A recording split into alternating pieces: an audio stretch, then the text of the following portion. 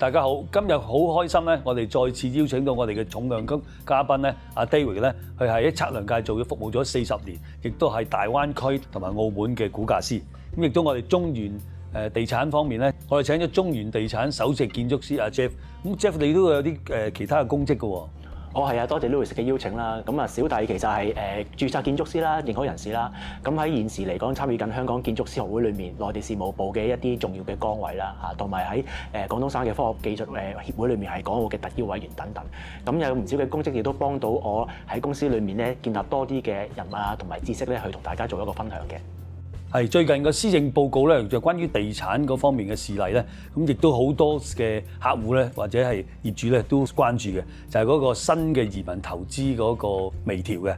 咁以往咧就3000萬移民投資咧，其實就係裏邊1000萬咧就可以買一啲住宅或者非住宅嘅物業。如果係住宅方面咧，係要樓價5000萬嘅。咁最新嘅施政報告咧，將5000萬嘅樓價調低到3000萬。對於移民投資嚟講，係咪一個好嘅消息咧？其實影響係不大嘅。喺投資推廣處裏邊咧，過往咁耐至到8月尾咧，佢有個數字咧係接受申請嘅個案咧有1963宗。咁但係睇得到咧，就大部分嘅客戶咧都係用一啲叫高才通嘅計劃咧去申請移民嘅投資。咁所以個門檻低咗，對於頭先我講嗰個新政策咧，其實得益不大。不過反為咧，就對於香港而家啲中價樓，因為過往1年度咧，咁啊有啲頂號啦，咁啊有啲好多香港 IPO 上市咧都會買一啲頂號嘅物業。咁至於中間2、3千萬、3、4千萬咧嘅成交，其實咧就都受壓。就依個因素反為就激活咗有啲3000萬左右嘅物業咧嘅交投量咧就會多翻嘅。咁我相信對於啲業主嚟講咧，絕對係有一個好嘅消息，亦都我預計咧呢類型嘅樓價咧就相對咧一定係會好嘅。咁啊 David 對於呢個政策你有啲咩意見啊？嗱，其實我諗你睇到有好多業主咧趁嗰個市開始喐翻咧，都攞啲成棟樓。即係以前租開嘅攞出嚟賣啦，咁我理解港島區有幾座啦，你分享下其實個市場係咪都好認受呢樣嘅買賣，係咩人買多啲咧？其實市場咧就最近呢1年度咧就有3個項目咧，其實喺市場上咧以前收租咗20幾年㗎啦。咁有一個新鴻基嘅帝景園啦，全棟大翻新咧就拆售嘅。咁另外第2個項目咧就係喺司徒拔道叫做裕豐失眠。咁啊，全棟都係複式單位嚟嘅，內籠啊同埋個 lobby 咧都全部翻新咗，咁亦都係最近係拆售緊嘅。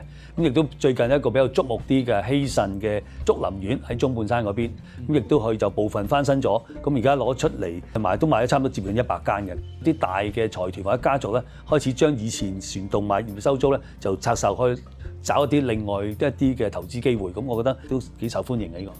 我有第2個問題，我想問一問 Jeff 咧，就係嗱，其實市場上你見到咧，呢類物業咧，其實會有唔同嘅面積出現咗嘅。咁點解會有唔同嘅面積咧？點樣去睇呢啲面積咧？去做銀行借錢啊、估值啊，或者買賣嘅一個標準咧？David 嗰度可以詳細解。我喺市場上，我哋實務上咧，就依類型為可以收租20年嘅。以前去盤古初開嗰個發展商有個面積，跟住我哋變咗二手又出租嘛，有個 RVD。差餉物業估價署一個面積，咁而家最新佢攞出嚟拆手啦，就重估有一個最新嘅面積，有3個面積出咗嚟。係啊，關於面積方面咧，其實咧，如果我哋最權威嘅參考指引咧，就係按翻一手物業銷售條例嘅嗰個 sellable area。咁呢個係因為法例咧，其實咧所有嘅專業界別啊，或者其實係市場執行嘅業界持份者咧，都值得係用呢個作為一個指引嘅。佢泛指咧就係講緊一個 external wall enclosed 一個 residential property 嘅一個咁嘅面積嚟嘅。咁而呢一個面積咧，隨住唔同年代，好似啱啱 David 同埋 Louis 講，嗰個 definition 嗰個定義咧係會有啲唔同嘅。咁所以咧，我哋作為專業界，我哋都會定期去更新。而呢個面積咧，最主要咧就係我哋要明白咧，係佢同一個建築入則嘅所謂嘅 GFA 建築面積咧係有唔同嘅。咁呢個方面咧要注意，詳細亦都可以咧請教下啲專業人士嘅。喺施政報告裏邊咧，北部都會區咧亦都有啲篇幅嘅。阿 David 你點睇咧？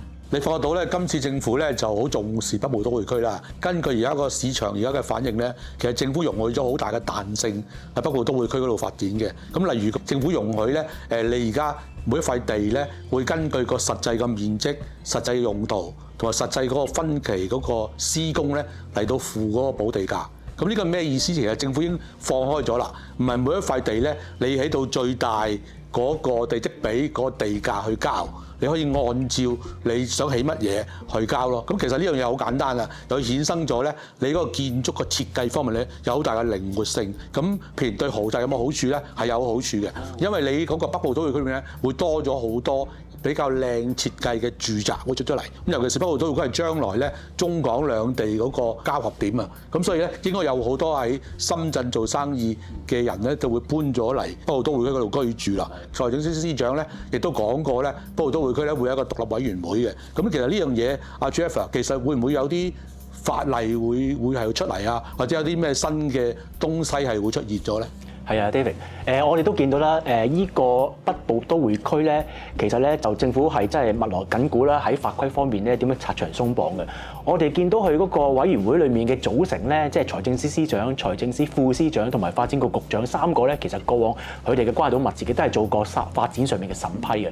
所以第一樣我哋會預期咧，就係話喺呢個北部都會區裡面嘅發展咧，佢嗰個發展審批嘅流程咧，可能咧會同我哋傳統所謂嘅地政啊、規劃啊、屋宇咧嘅嗰個操作上面咧，會有啲拆牆鬆綁嘅措施。咁我哋都有待去落實嘅，因為其實北部都會區嘅地咧已經由來已久，一路都喺度噶嘛。但係個案就因為種種呢個地政啊同埋規劃嘅所限咧，令到發展好慢。